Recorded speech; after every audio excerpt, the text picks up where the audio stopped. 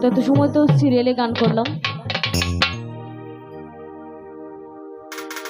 তো আসলে অনেকক্ষণ ধরে আউট গান শোনার জন্য রিকোয়েস্ট করছিলেন ছোট্ট সোনামণির বাবা। তো করার চেষ্টা করছি, আশা করি ভালো লাগবে।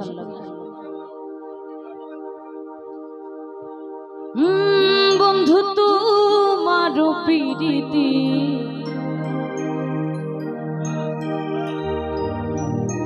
ওগো বিষম যাতনা, কান প্রাণে সহিতে পারে